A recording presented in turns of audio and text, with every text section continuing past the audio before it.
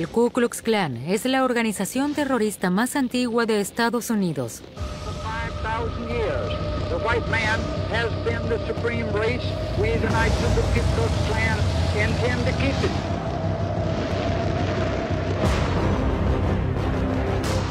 Esta sociedad secreta que promueve la supremacía de los blancos y el odio a los negros ha sobrevivido a diferentes épocas y siempre ha logrado resurgir de sus cenizas.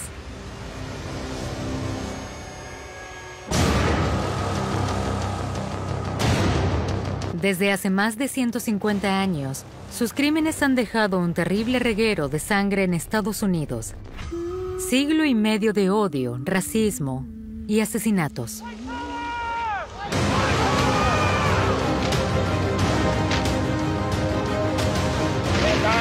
Segregation now, segregation tomorrow, and segregation forever. I don't believe in segregation, I believe in slavery.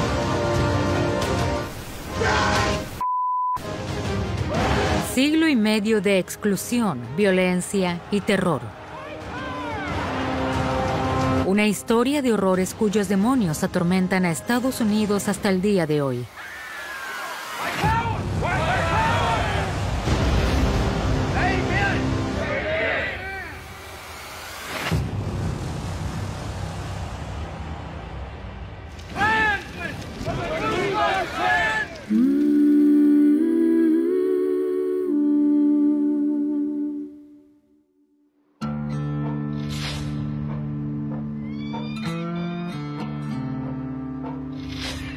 En junio de 1865 finaliza la Guerra de Secesión. Tras 4 años de mortíferas batallas y más de 700,000 muertos, los estados del norte, abolicionistas, vencen a los estados esclavistas del sur.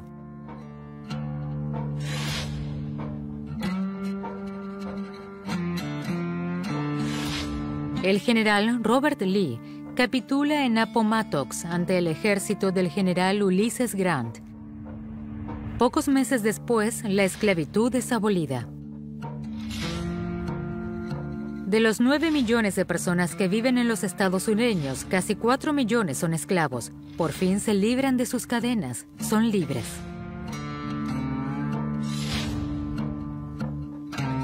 Pero los propietarios de las plantaciones se niegan a aceptar esta revolución.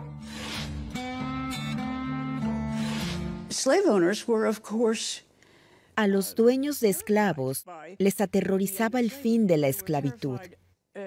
Temían perder una mano de obra muy barata, pero también de que los afroamericanos empezaran a reclamar derechos civiles.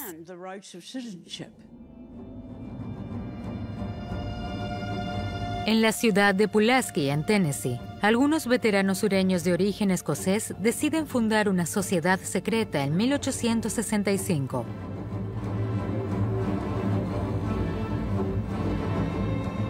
En un principio se fundó como una organización fraternal.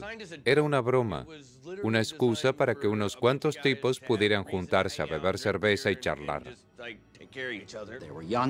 Eran muchachos jóvenes que se aburrían en su pequeña ciudad de Pulaski y decidieron crear una pequeña sociedad secreta. Los veteranos quieren ante todo mantener vivo el recuerdo de las batallas del pasado y los viejos buenos tiempos de la sociedad esclavista del sur. Bautizan a su organización con un nombre misterioso, Ku Klux Klan. No sabemos por qué eligieron ese nombre. Se dice que es porque ese es el sonido que hace una escopeta cuando se amartilla. Kluk Kluk o también Ku Klux. La teoría con mayor aceptación es que se llama así por la palabra griega que designa un círculo, Kuklos. Y tiene sentido, porque quienes fundaron el Ku Klux Klan habían estudiado latín y griego, y de hecho utilizaban frases en latín, sobre todo en algunos de sus escritos. Se tenían por personas muy cultas. A la palabra griega kuklos le añaden una palabra habitual en Escocia, clan, solo que con K. Así nace el Ku Klux Klan. Los primeros paseos por la ciudad de Pulaski son pacíficos, pero pronto aumentan las provocaciones y los intentos de intimidar a los antiguos esclavos. El primer clan en Pulaski era básicamente un grupo que hacía gamberradas. Se vestían con trajes muy elaborados, no con las sábanas blancas que vemos hoy. E iban por ahí intentando asustar a la gente o gastando bromas. Solían asustar a los esclavos libres. Pensaban que eran tan supersticiosos que creerían que eran fantasmas. Se extiende el rumor de que esos encapuchados son los espíritus de los soldados sureños que cayeron en los campos de batalla y que buscan venganza. El miedo se apodera de los esclavos recién liberados. Pronto se forman en el sur otros grupos del clan: los Caballeros de la Camelia Blanca, la Liga Blanca, las Camisas Rojas. Todos siguen el mismo patrón para imponer sus leyes. Los miembros del clan se ponen a las puertas de los colegios electorales para impedir que los negros voten. El sur debe permanecer en manos de los blancos.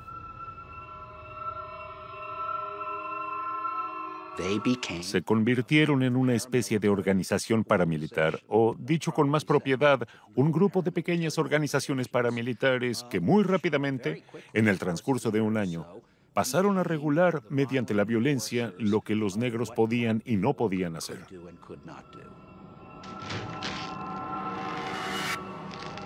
Pese a la resistencia, a veces armada, de los afroamericanos, los linchamientos y asesinatos están a la orden del día.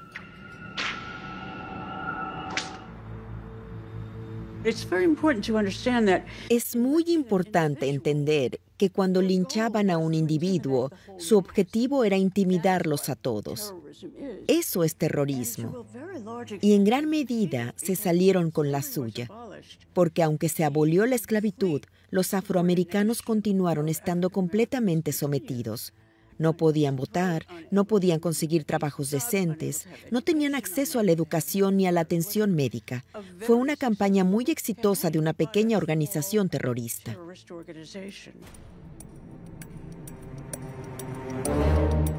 Los autoproclamados jueces del clan no tardan en hacerse notar. En el sur no dejan de surgir nuevos grupos que atraen a numerosos miembros. Solo falta un líder carismático que encarne esta lucha. Los miembros del Ku Klux Klan se deciden por un héroe sureño en la Guerra de Secesión: el general Nathan Bedford Forrest. Nathan Bedford Forrest era una figura romántica, una persona célebre. Era conocido por ser el hombre que hace lo que hay que hacer.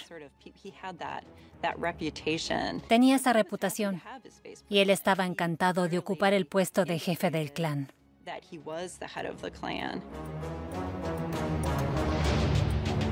Para una organización violenta como esta, Forrest es el líder ideal. Su reputación lo precede. El ex comerciante de esclavos ha cometido numerosos crímenes de guerra.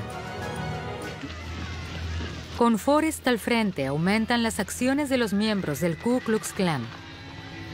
En 1868, la violencia alcanza su punto álgido. Poco antes de las elecciones presidenciales, arden decenas de juzgados, iglesias y colegios electorales. En el sur se cometen más de 1000 asesinatos en 4 semanas. Quieren evitar a toda costa que los antiguos esclavos ejerzan sus derechos.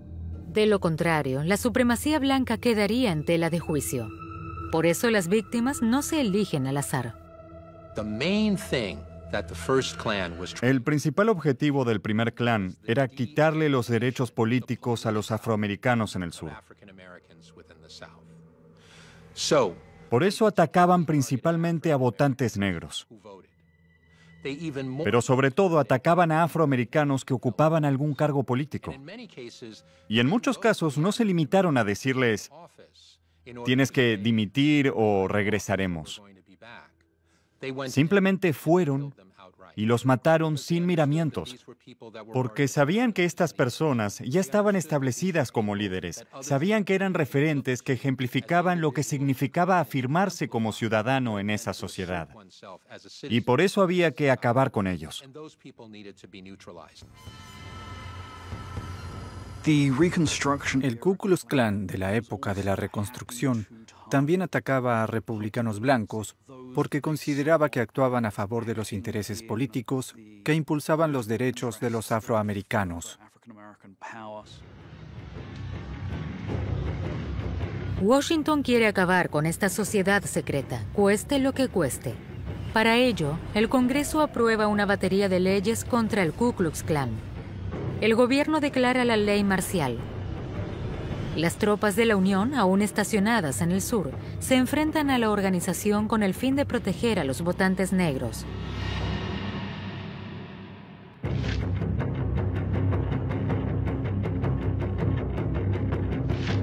La represión da sus frutos. En 1872, el Ku Klux Klan se disuelve oficialmente, pero ya es demasiado tarde. Los líderes supremacistas ya no lo necesitan.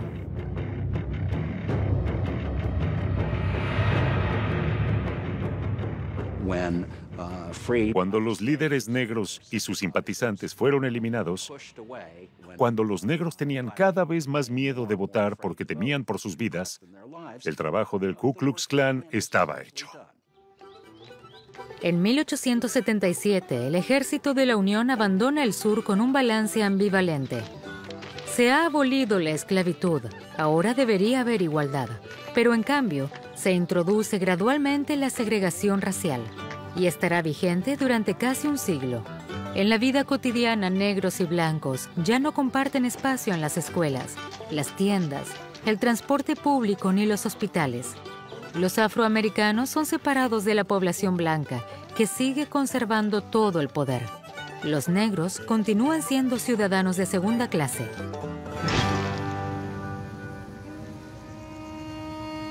Los valores del llamado Imperio Invisible encuentran amplio eco entre la población.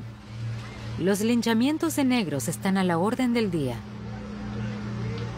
Y el gobierno federal mira hacia otro lado.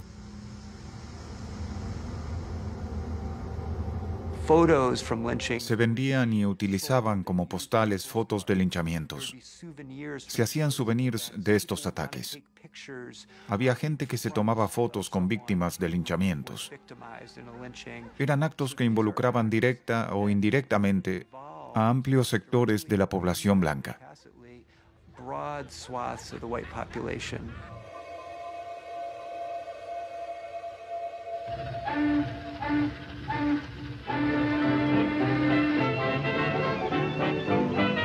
A principios del siglo XX, el Nuevo Mundo se encuentra en un profundo proceso de cambio. Se erigen rascacielos y Estados Unidos se llena de inmigrantes.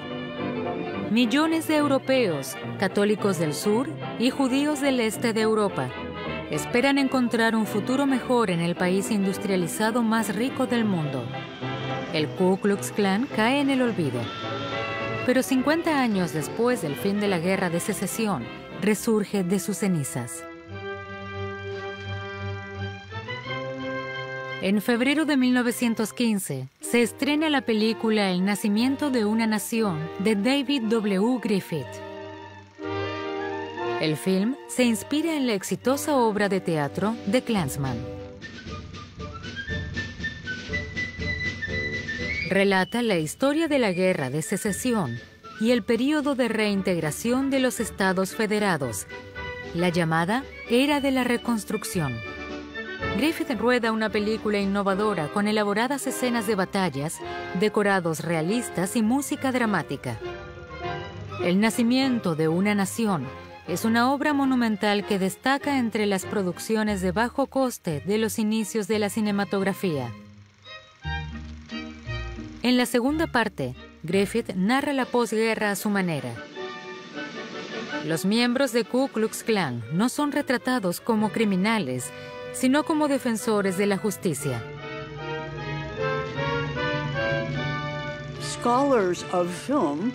Los expertos del cine la consideran muy innovadora y progresista en términos de iluminación o actuación. Pero el mensaje central daba a entender que los hombres negros eran una amenaza y solo querían secuestrar y violar a mujeres blancas. La película presenta una imagen romántica del Ku Klux Klan y justifica sus actos. Alguien tenía que cabalgar literalmente un caballo blanco para restituir no solo la justicia, sino también el honor.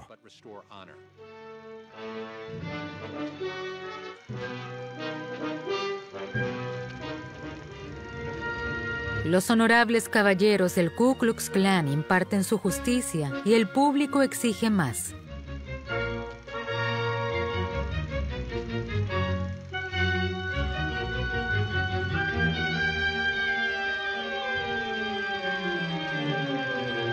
La película reaviva el interés por el Ku Klux Klan. De ello se beneficia un hombre en particular, William Joseph Simmons. Este ex predicador de Alabama tiene experiencia con las fraternidades. En noviembre de 1915 organiza una ceremonia en Stone Mountain, cerca de Atlanta. Simmons sueña con un renacimiento del Ku Klux Klan para recuperar la herencia de los estados sureños y de paso ganar dinero. Tras su máscara de esqueleto, inventa rituales, ceremonias secretas y contraseñas. Para Simmons, el verdadero amor al prójimo empieza por él mismo. Se declara mago imperial de lo que él denomina Imperio Invisible. Y publica el código de honor del Ku Klux Klan, el Cloran.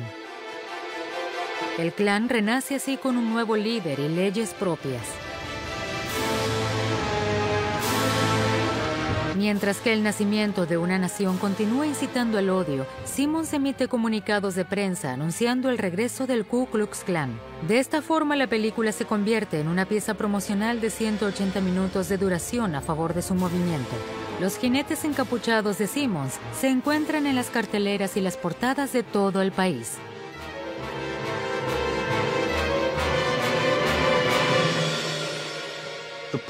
La imagen que tenemos hoy día del Ku Klux Klan fue básicamente concebida en la película El nacimiento de una nación. En ella es donde se crea la imagen de la capucha blanca y las túnicas que luego adopta el segundo Ku Klux Klan.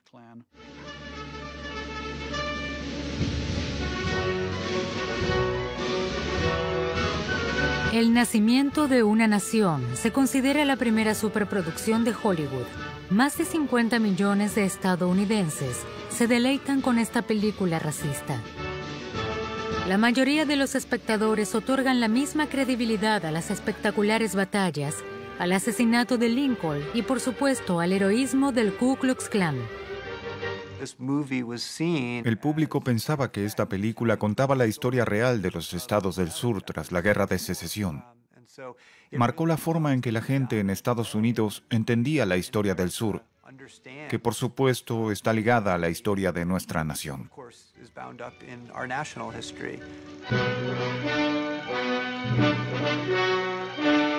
Los afroamericanos se movilizan para contrarrestar esta propaganda.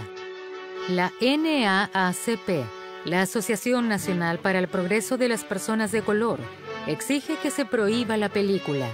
Algunas ciudades incluso la boicotean, pero el gobierno federal permanece impasible. La obra de Griffith es el primer largometraje que se proyecta en la Casa Blanca en presencia del presidente, por aquel entonces el demócrata Woodrow Wilson. Wilson elogió la película. Le pareció increíble. Sin duda era partidario de la segregación racial. Eso no significa necesariamente que aprobara que los miembros del Ku Klux Klan fueran por ahí linchando gente. Pero es importante tener en cuenta que era sureño y necesitaba los votos del sur para conservar su puesto. En el sur, los votantes eran únicamente blancos y Woodrow Wilson no podía permitirse contradecirlos. El nacimiento de una nación contribuye a que el Ku Klux Klan gane atención en todo el país. Joseph Simmons es ambicioso. Intuye que su pequeña empresa tiene futuro y para sacarla adelante tiene que publicitarla. El mago imperial contrata a 2 expertos en marketing, Elizabeth Tyler y Edward Clark. Estos publicistas saben cómo sacar provecho de la organización. Desarrollan un sistema de participación piramidal. Los miembros son un negocio para el clan. Pagan una cuota de membresía y ese dinero va al mago imperial, que lo utiliza para viajar y festejar con todo el mundo en esas malditas ceremonias de quema de cruces. Él paga sus facturas, compra alcohol, pero no trabaja, no tiene trabajo. Nosotros somos los que trabajamos. No es más que una estafa.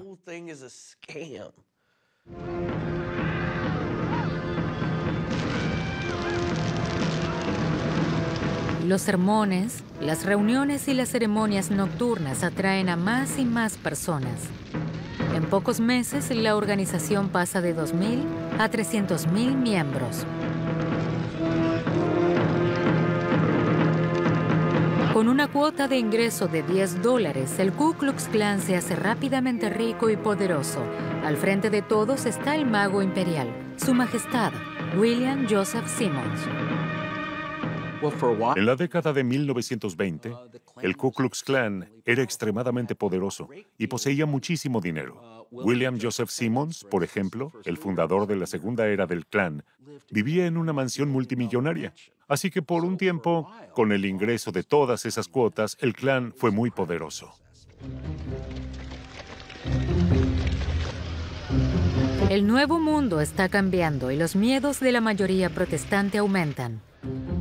El Ku Klux Klan tiene que adaptarse a los tiempos y amplía su negocio.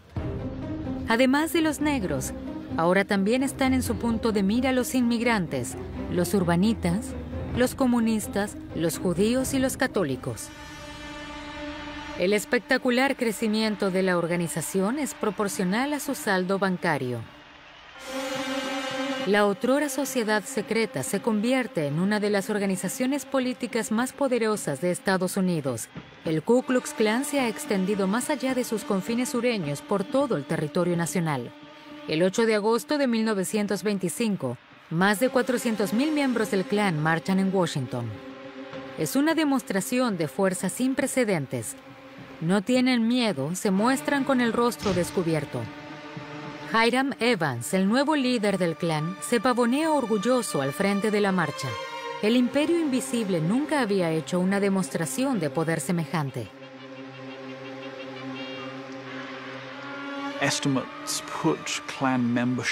Se calcula que el número de miembros del Ku Klux Klan superaba entonces los 4 millones. Era una proporción significativa de la población del país. Sobre todo si se tienen en cuenta todos los grupos que estaban excluidos de unirse al Klan. Solo podías formar parte si habías nacido en Estados Unidos, si eras blanco y protestante. Si solo se tiene en cuenta la población que cumplía con esos requisitos, 4 millones es una proporción aterradoramente alta.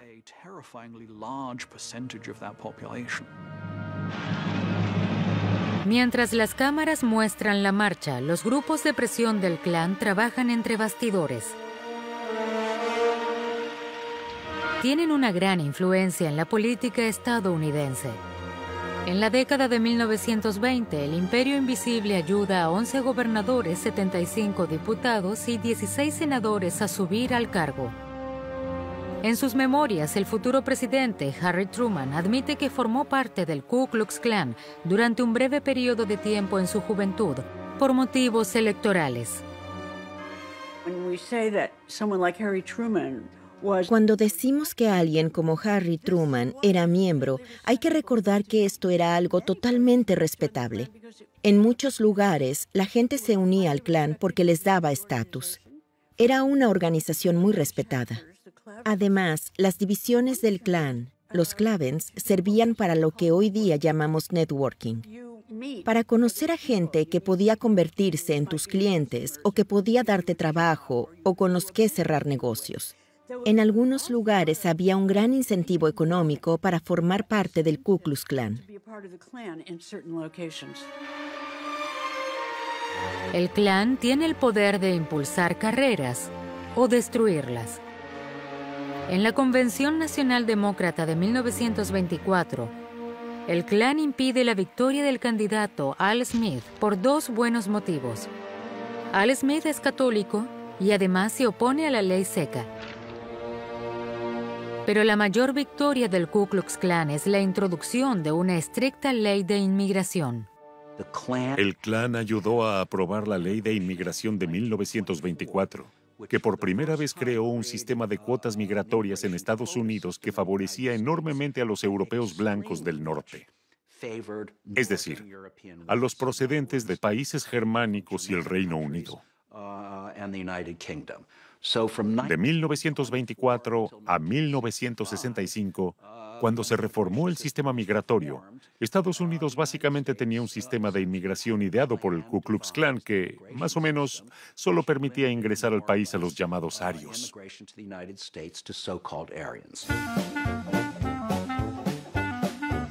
La organización también tiene sus propios periódicos como Fiery Cross o Searchlight. Estos imprimen la propaganda del líder del Klan, que se dirige en todo momento contra negros, católicos y judíos. También los anunciantes enarbolan las siglas. La triple K es omnipresente. Celebraban rodeos y torneos de justas. Aparecían en novelas y películas populares, en la música pop, en la radio. Vendían periódicos en las esquinas. Realmente se convirtieron en una parte esencial de la cultura estadounidense.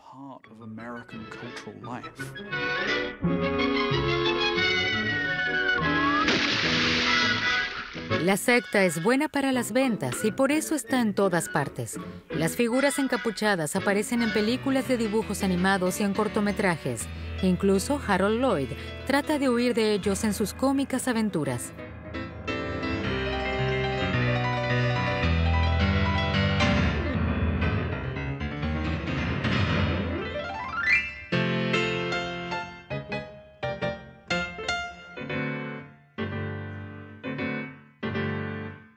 En 1924, el Klan incluso aparece en una de las primeras películas de Disney, en la que unos niños imitan a la sociedad secreta.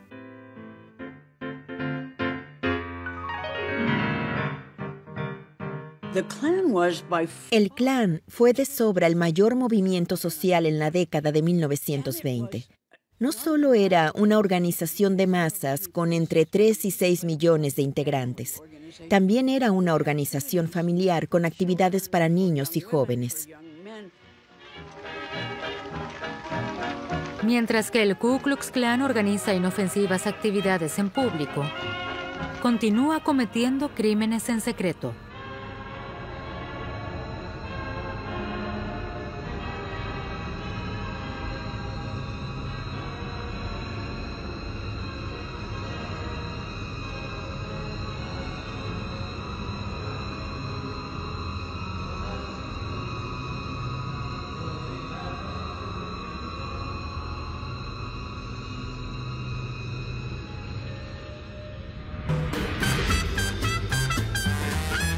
El Klan ha logrado una hazaña.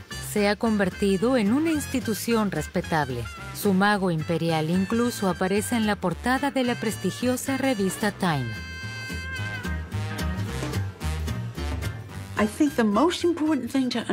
Lo más importante y quizá también lo más aterrador es que habían logrado cierta respetabilidad. Mucha gente en Estados Unidos los veía como una agrupación política legítima.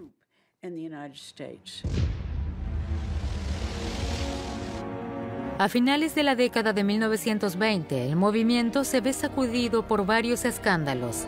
David Stephenson, el nuevo hombre fuerte del Klan, que como gran dragón de Indiana está al frente de 100,000 miembros, es condenado por la violación y el asesinato de su asistenta. Secuestró a su asistenta, la torturó a mordiscos, la violó y la mató. Fue tan siniestro. La prensa de todo el país informó sobre el caso. Entonces probablemente muchos pensaron, esto ha llegado demasiado lejos, nos tenemos que distanciar. Uno de los grandes objetivos del Klan en la década de 1920 era proteger la castidad de las mujeres blancas. Aseguraban que esto era 100% estadounidense, proteger el honor y la virtud de las mujeres blancas. La condena al hombre más famoso del Klan en el país por una violación tan terrible y, en última instancia, por el asesinato de Madge Oberholzler, destruyó por completo el Klan de Indiana y luego, en oleadas, el resto del Ku Klux Klan se vino abajo. Stephenson es condenado a cadena perpetua y como ya no tiene nada que perder, lo confiesa todo.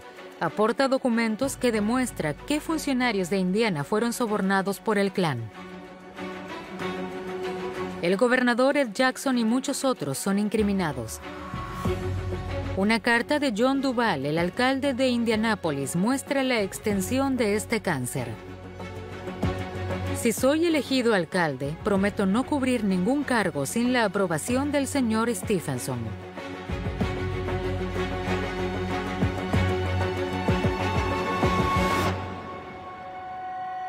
El siguiente en comparecer ante la justicia es el publicista del Klan, Edward Clark. Es visto regularmente en compañía de prostitutas o bebiendo whisky en contra de los valores religiosos que representa el Klan.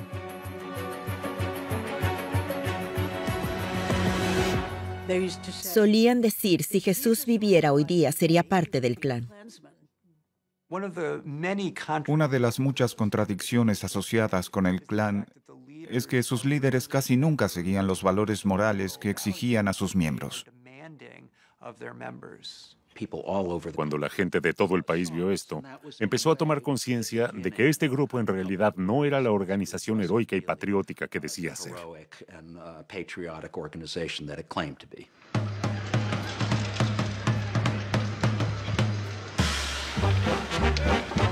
A finales de la década de 1920, la organización se ve aún más debilitada por la gran crisis económica en Estados Unidos.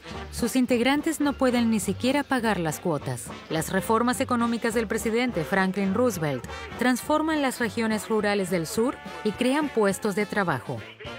Ya no hace falta ser parte del Klan para ascender socialmente. Los blancos más pobres se van desvinculando del Ku Klux Klan. Justo después de la victoria de Franklin Roosevelt, se abole la ley seca.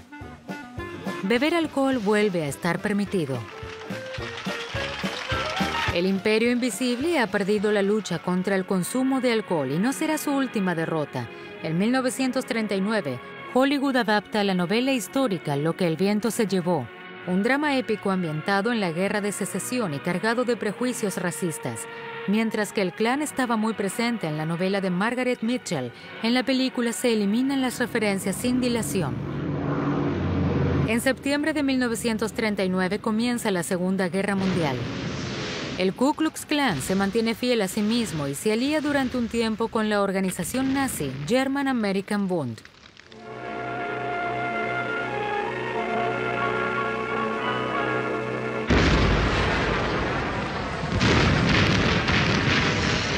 Pero en diciembre de 1941, Estados Unidos entra en la guerra tras el ataque a Pearl Harbor.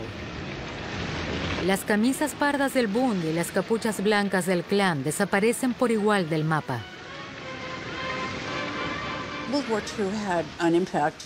Con la Segunda Guerra Mundial, la gente empezó a alejarse del Ku Klux Klan. El ejemplo de las políticas nazis redujo la popularidad de los distintos tipos de fanatismo. Además, surgió un movimiento para dar a conocer la diversidad de las Fuerzas Armadas, donde había muchos judíos y católicos luchando por Estados Unidos. Así que era un poco difícil mantener la hostilidad hacia esos grupos en aquel momento.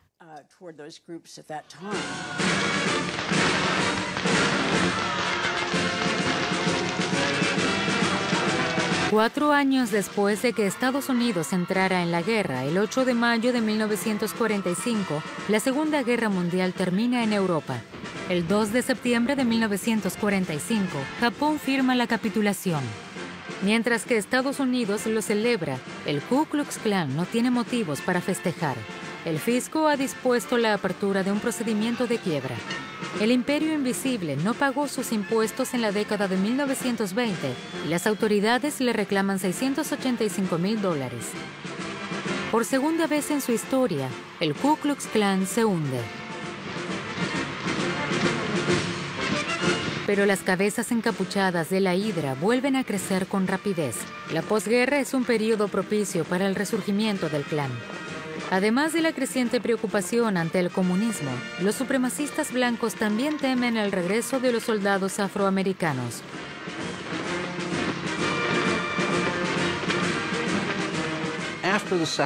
Tras la Segunda Guerra Mundial, un gran número de soldados negros regresaron a Estados Unidos después de mucho tiempo. En Europa, especialmente en Francia, vieron que los trataban de manera totalmente diferente.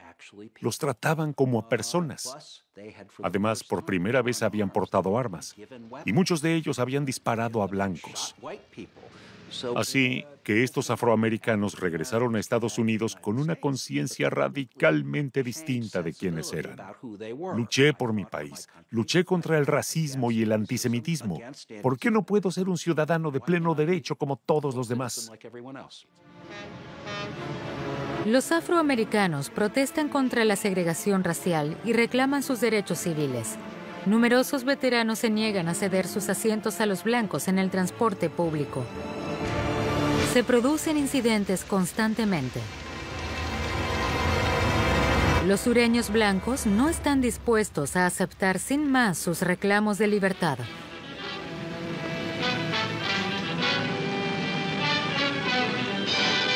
The Ku Klux Klan returns to the South, complete with traditional white hoods, the sheet shortage notwithstanding. About 700 Klansmen prepare for the first meeting to be photographed since 1941. The assembly point atop Stone Mountain is 16 miles east of Atlanta, Georgia.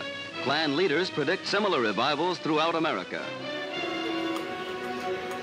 En octubre de 1946, Samuel Green, que lleva 20 años siendo miembro del Ku Klux Klan, asume el mando de la organización.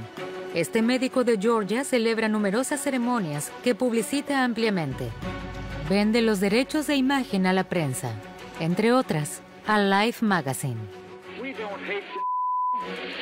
God made him black, and he made us white. And you will find this laid out in the 11th chapter of Genesis, in which he segregated the races. And we, knowing that for 5,000 years the white man has been the supreme race, we, the Knights of the Ku Klux Klan, intend to keep it the white race. Pese a su disolución, el Ku Klux Klan ha sido capaz de mantener en secreto sus estructuras. Ahora miles de personas quieren volver a jurar lealtad a la organización. La ceremonia de ingreso se llama ceremonia de naturalización. Jura lealtad, jura proteger la raza blanca y nunca des la espalda a tus hermanos. Este tipo de cosas. Es realmente infantil. Pero yo me sentí iluminado. Sentí que pertenecía a algo, que me lo había ganado porque había trabajado por ello. Se esfuerzan porque te sientas orgulloso.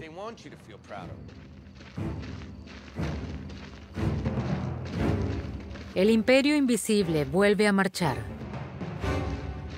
pero se topa con un obstáculo inesperado.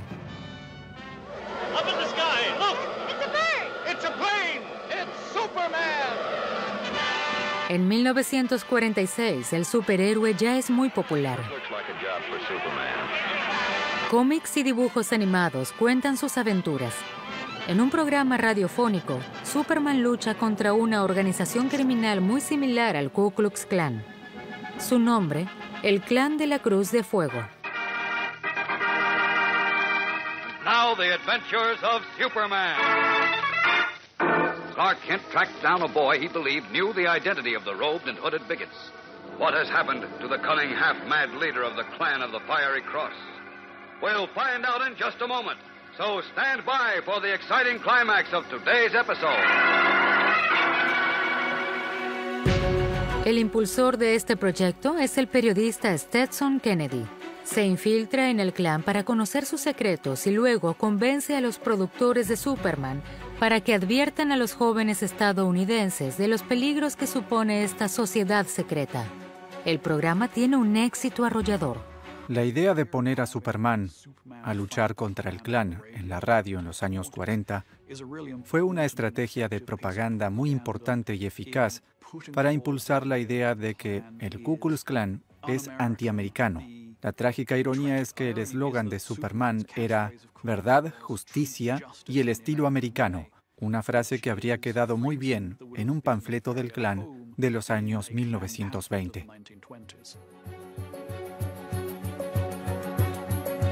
Stetson Kennedy va incluso más allá. Se presenta ante el Congreso vestido como un miembro del Ku Klux Klan para concienciar a los ciudadanos y denunciar la falta de democracia en los estados sureños.